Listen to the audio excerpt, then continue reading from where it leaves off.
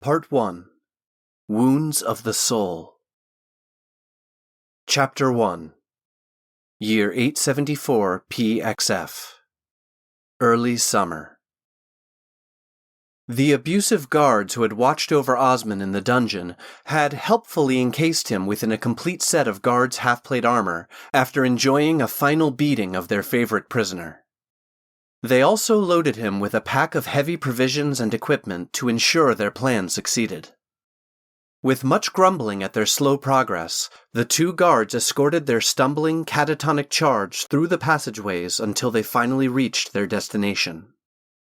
Having taken far longer than their attention span could be asked to endure, and eager to be away from the fussy condescension of the mages who ordered them about, the dungeon guards considered their duties fulfilled as soon as they released Osman's manacles and placed his rigid form on the transit platform.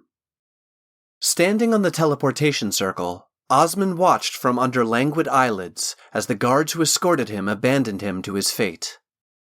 As soon as they exited the room and closed the heavy iron door, his hands sprang into action. Osman yanked open buckles and unfastened straps as he stripped off the heavy armor and poured out the pack's contents, letting it all drop to the floor around his feet.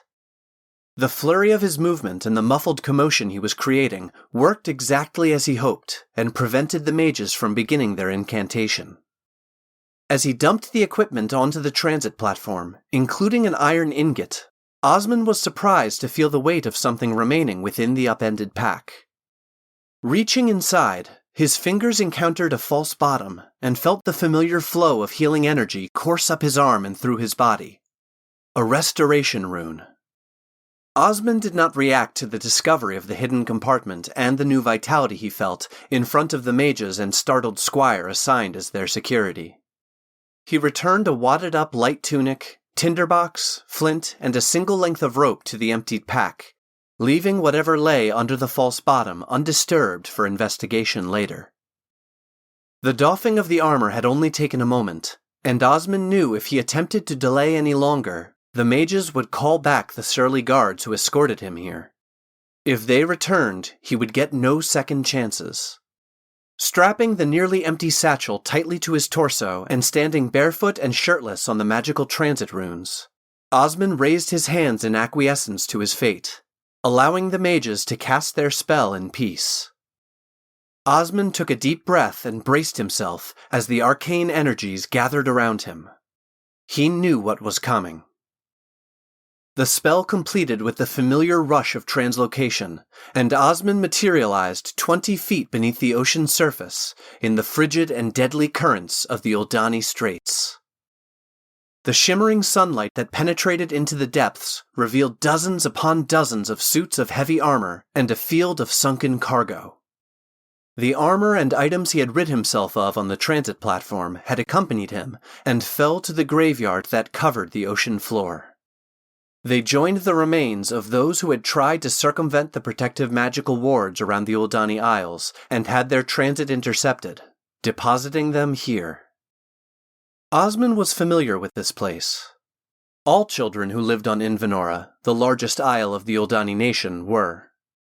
As a boy, he often braved these currents and dark waters to pluck some piece of treasure from the outside world for his collection.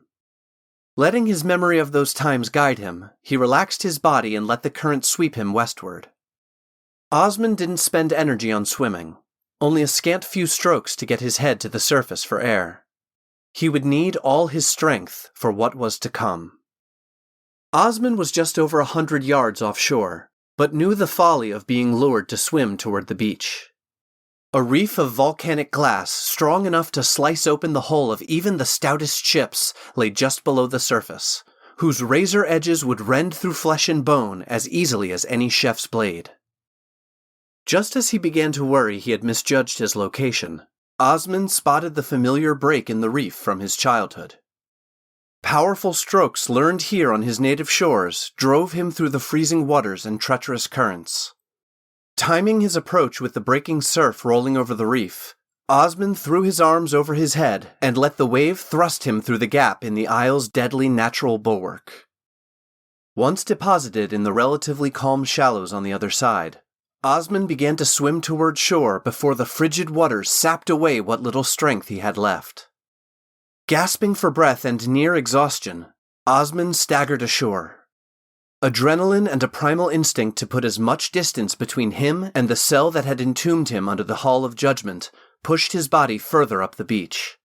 He finally collapsed on a tide-worn, craggy rock that punched through the sand like an old tooth. Numb fingers struggled to pull the pack he had strapped tightly to his torso off his back, letting it fall to the rocky sand. Osmond's muscles spasmed as the emotion driving his flight from his captors faded. Its keel, the tactile sensation that accompanied a corresponding emotion in the Uldan people, in this case, the feeling of hundreds of tiny points of sparking lightning across his skin that, for Osmond, was always paired to his flight response, also began to lessen. Somehow, after everything he had endured, he still lived. When his breath finally slowed and he had flexed some feeling back into his fingers, curiosity spurred Osmond into action. He sat up and pulled the satchel he had sloughed off his back to his side. Digging past the tunic and rope, Osmond fumbled with the concealed closures of the hidden compartment and opened it, anxious to see what lay within. His unexpected patron had gifted him a pair of well-crafted leather boots and, shockingly, the iron dagger Talon had stabbed him with to save his life. Examining the boots, Osmond found a small embroidered outline of a magnolia blossom inside the folded-over cuff at the calf. Trusting he knew who they had been gifted by, Osmond slipped them on and found an enchantment perfectly resized them to his wide feet, accommodating even his long toes. Any other secrets the boots held were not immediately evident, but his Kroldron's dagger being present in the bag left no further doubt about his patron's identity and Lady Courvermaine's message. A gift and an obligation. A cold gust of wind raised goosebumps on Osmond's wet skin. Even at the height of summer, the coasts of the Isles were chilly, as the currents that swirled around their coastlines welled up from the depths under the frozen expanse of Icefell to the south. However, Osmond couldn't attribute his pimpled flesh only to the breeze and damp clothes. He was home. When he closed his eyes, he could feel the elemental pulse of the Isles pressing against his skin. The rainbow geysers and fog-shrouded Titan forests of Morna-Seren, the Invenorian lava fields and bustling covered thoroughfares of Mael Asari, and even the howling winds of the lonely tundra and glacial falls of Kaiflanor seemed to thrum in welcome to one of their own returning to its shores. No keel leaped to the fore to guide Osmond in deciphering his emotional state. Being back home, exhausted, cold, and alone, he closed his eyes, turned his head skyward, and did something he had not done in over 2 decades. He let out a shafrat, the primal scream all children of the Isles were taught as an outlet when they could not find a direction for their emotions. Osmond intended it to be no more than a quick yelp, but once the scream began, his emotions flooded into it, and it thundered out of his lungs like an avalanche. He screamed until he was out of breath, and then gulped down more air and screamed some more. Keel raced through his body in a tangled cacophony. His hands tore at his hair and raked across his tear-stained face as he fell to his knees on the rocky beach, but none of the keel compared to the pain in his heart. The roar of the surf and relentless gusts of wind seemed to join him in vocalizing his torment. As his anguish continued pouring out of him, his mind pulled forth all it had shrouded from him to survive the dungeons. He had betrayed the only true family he had. The brother who had tried to save him with his words, and when Osmond had failed to listen, he had saved him with his dagger. Out of honor and obligation, Osmond would have fought alongside the Arnador Watch against the Jadenarm had he been able. Hearing how the battle mages slaughtered the guards he trained, and how his comrades on Duke Isul's guard were captured and executed, Osmond knew his life would have been forfeit had he raised arms against the Empire. Despite having that knowledge, what had followed in many ways made him wish he had died in Arnador Keep, or been given the immediate mercy of the guillotine. Caging a person of Uldani heritage for even a matter of days, more often than not, is a death sentence. Once despair sets in, an Uldani's instinctive embrace of experiences magnifies it, and there is little that can stop the emotional cascade of keel that eventually snuffs out their will to live. Osman had been buried alive in a magically warded cell for over a month. Every day, more details from the trials above trickled down to his ears, confirming everything his Krodran had told him, deepening the depth of his betrayal. He could not say what kept him alive past the first week of revelations. Every time his heart began to slow, life blissfully leaving his body, he was yanked back to his misery by what felt like a ring of thorns digging into his heart. Not a keel, but something else entirely. The following weeks were a walk through the darkest of the hells.